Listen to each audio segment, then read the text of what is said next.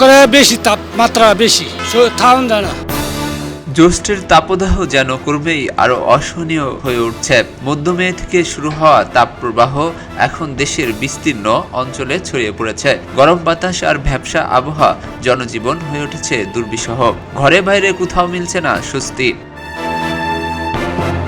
দুপুর বাড়ার সঙ্গে সঙ্গে রাস্তাঘাট যেন আগুনের চুল্লিতে পরিণত হচ্ছে। প্রয়োজন ছাড়া বাইরে বের হতে চাইছে না অনেকেই। ব্যবসা গরম আর তপ্ত বাতাসের হাঁসফাঁস করছে নগর জীবন।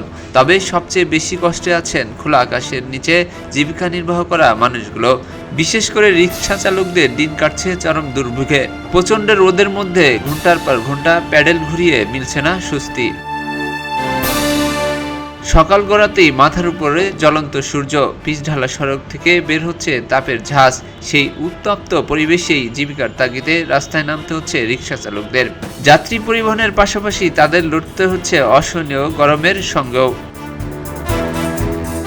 ভ্যাপসা গরমে হাঁসফাঁস করা মানুষজন সামান্য স্বস্তির খোঁজে ভিড় করছেন রাস্তার পাশে শরবতের দোকানগুলোতে। তৃষ্ণায় ক্লান্ত অনেকের কাছে এক গ্লাস ঠান্ডা পানি, লেবুর শরবত, আখের রস কিংবা স্যালাইন হয়ে উঠছে স্বস্তির প্রধান ভরসা। কেউ কাজের ফাঁকে কয়েক মুহূর্তের জন্য দাঁড়িয়ে পান করছেন ঠান্ডা পানীয়, আবার কেউ মুখে চোখে পানি ছিটিয়ে কমানোর চেষ্টা করছে গরমের অস্বস্তি। তবে এই স্বস্তির বেশিক্ষণ স্থায়ী হয় না।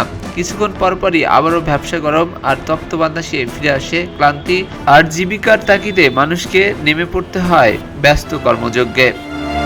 আবহাওয়া অফিস বলছে, বাতাসে জলীয় বাষ্পের পরিমাণ বেশি থাকায় গরমের অনুভূতি আরও তীব্র হচ্ছে। ফলে স্বাভাবিকের তুলনায় বেশি অস্বস্তি তৈরি হয়েছে। এদিকে বৃষ্টির অপেক্ষায় নগরবাসী। তাপমাত্রা কিছুটা কমার সম্ভাবনার কথা জানালেও কবে মিলবে স্বস্তির বৃষ্টি, সেই অপেক্ষাতেই মানুষ।